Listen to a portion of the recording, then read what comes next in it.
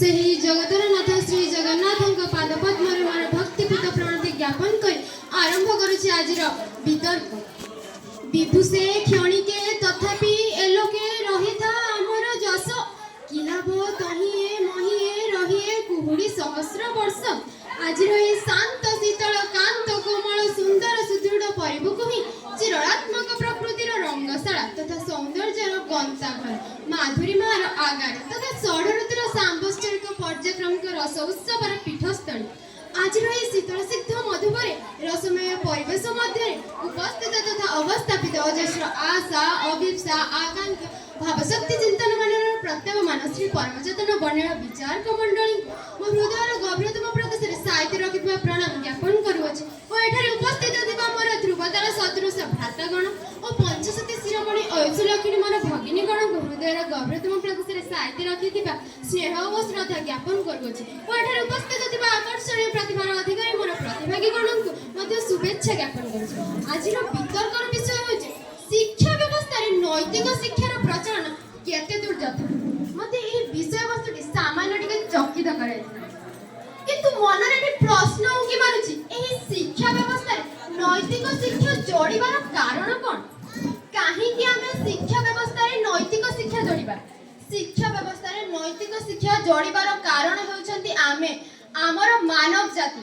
ଆମେ ମାନବ ଜାତି ଆଜି ଶିକ୍ଷିତ ହୋଇ ମଧ୍ୟ ଅଶିକ୍ଷିତ ଭଳି କାର୍ଯ୍ୟ କରୁଛନ୍ତି, ସମାଜରେ ଅସାମାଜିକ ଭଳି କାର୍ଯ୍ୟ କରୁଛନ୍ତି। କାହିଁକି? ଶିକ୍ଷିତ ତ ଆମେ ଅଛନ୍ତି, ହେଲେ ଅଶିକ୍ଷିତ ଭଳି କାର୍ଯ୍ୟ କାହିଁକି କରୁଛନ୍ତି? ସେଥିପାଇଁ ତ କୁହାଯାଇଛି ଗୋଟେ କଲମ ଯେତେ ବି ଦାମୀ ହେଉନା କାହିଁକି, ସେ କଲମରେ କାଳି ନଥିଲେ ସେଇ କଲମଟି ଯେମିତି ମୂଲ୍ୟହୀନ ହୋଇଥାଏ, ଠିକ୍ ସେହିଭଳି ଗୋଟେ ମଣିଷ ଯେତେ ବି ଶିକ୍ଷିତ ହଉନା କାହିଁକି, ଯଦି ସେହି ଶିକ୍ଷା ସେ ସଦୁପଯୋଗ ନ କରିପାରେ, ଦୁରୁପଯୋଗ କରେ, ତାହେଲେ ସେ ଶିକ୍ଷାର ମଧ୍ୟ କୌଣସି ମୂଲ୍ୟ ନାହିଁ। କିନ୍ତୁ এই ବିଦ୍ୟାଳୟର ଶିକ୍ଷା, ବିଦ୍ୟାଳୟର ବିଜ୍ଞାନ, ସାହିତ୍ୟ ଏଇଭଳି ସବୁ ଶିକ୍ଷା ଅଛି, କିନ୍ତୁ କେବଳ ସଂସ୍କୃତର ନୀତିବାଣୀର ଶିକ୍ଷାରେ ହିଁ ଆମେ ନୈତିକ ଶିକ୍ଷା ପାଇଥାଉ। ଯେତେବେଳେ ଉତ୍କଳ ଏକ ପୁଣ୍ୟ ମଧୁବନ, ଅକଲ୍ୟ କୈବଲ୍ୟର ଗନ୍ତାଘର, ଶାନ୍ତି ପ୍ରୀତି ମୈତ୍ରୀର ପରିଧାରାଟିଏ। ଏହି ମାଟିର ବାସ୍ନାରୁ ଆକାଶକୁ ଲମ୍ଫ ପ୍ରଦାନ କରିଥିଲା ଜ୍ଞାନାଗ୍ନି ଧୂମକୁଣ୍ଡଳୀ, ଯାହାକି ବ୍ୟାପି ଯାଇଥିଲା ଶତାବ୍ଦୀ ଶତାବ୍ଦୀ ଧରି। ଯେତେବେଳେ ଜାତି ହୁଏ ଦିଗଭ୍ରଷ୍ଟ ଓ ଧର୍ମର ହୁଏ ଅଧୋଗତି, ସେତେବେଳେ ଭୂପୃଷ୍ଠକୁ ଆସିଥାନ୍ତି କିଛି ସମାଜ ପାଇଁ ହିତ କରିବା ବ୍ୟକ୍ତିମାନେ।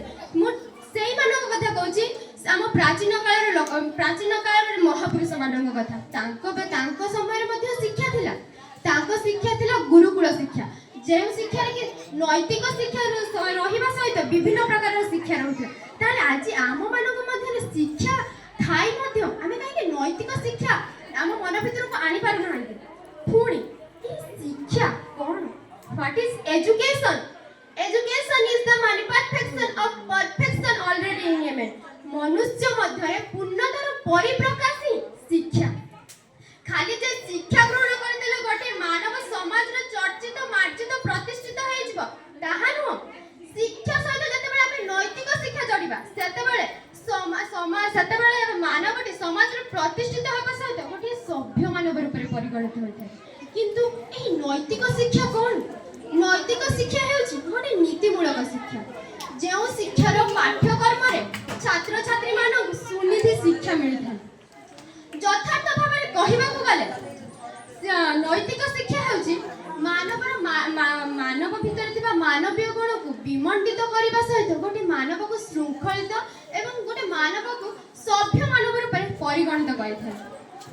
ଏହି ନୈତିକ ଶିକ୍ଷାକୁ ଯେତେବେଳେ ଆମେ ଶିକ୍ଷା ସହିତ ଯୋଡ଼ି ଦେଉଛନ୍ତି, ସେତେବେଳେ ଆମ ମନ ଭିତରେ ଗୋଟେ ଦେଶ ପ୍ରେମ ଜାଗ୍ରତ ହୋଇ ଉଠୁଛି କି ହଁ, ଆମେ ଦେଶ ପାଇଁ କିଛି କରିବୁ, ଜାତି ପାଇଁ କିଛି କରିବୁ।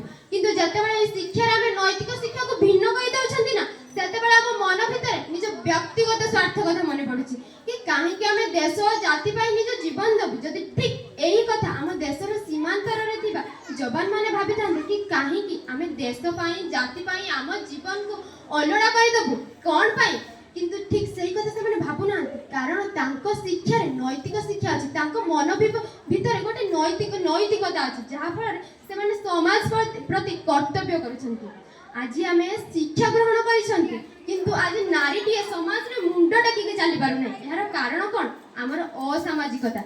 आम भितर शिक्षा तो अच्छी किंतु गोटे नीतिमूलक शिक्षा नहीं मु कही ना शिक्षा शिक्षा तो शिक्षा किंतु ये नैतिक शिक्षा हूँ गोटे नीतिमूलक शिक्षा ये नीतिमूलक शिक्षा आम मध्य नथिबा हेतु गोटे नारी आज समाज रे अवहेलित शोषित निर्यातित होइछि कारण कौन ए कारण आपण माने निश्चित भाव जानिथिबे कारण आज जदि आमे प्रश्न जदि आज नारीटी निर्यातित होइछि ताहाले अल्टी नारी को प्रश्न उपरे प्रश्न करे जाउछि किंतु जदि आमे शिक्षा रे नैतिक शिक्षा जोड़िबा ताहाले ना समाज रे नारी माने अवहेलित निर्यातित हेबे ना आमे ए व्यक्तिगत स्वार्थ को मन भीतर रखिबा आम भीतर आसीबो गोटे देशभक्ति देश प्रेम किंतु ए सब पछरे गोटे भलो मनीष रहिथिबा दरकार Does men make money or do money make a man? Does man make power or do power make a man? Be a perfect man first, my friend. Everything will follow after you. प्रथमे गोटे भलो मनीष हुआ समस्त व्यक्ति तुमको समस्त वस्तु तुमको अनुसरण करिवे कारण एही भलो मनीष होई गोटे तमे समाज रे जते भी प्रतिष्ठित हो ना काई तुमको ए सभ्य मानव रूप रे परिगणित करिवे शेषर म एती कथा कहबी शृणुतु विश्व अमृतस्य पुत्रः आये धमनी विद्यानि तस्तु वेदाहमेतं पुरुषं महानतं आदित्य बन्ने तुमेव विद्युता अतिमृत्य एति नानपन्थनते आयनाय विद्यते मोर वितर्क रे कोनोसी त्रुटि रहि जायथिले आपनकर ज्ञानी गुणी सरल हृदय मार्जन करिवे बोली आशा करूछि धन्यवाद।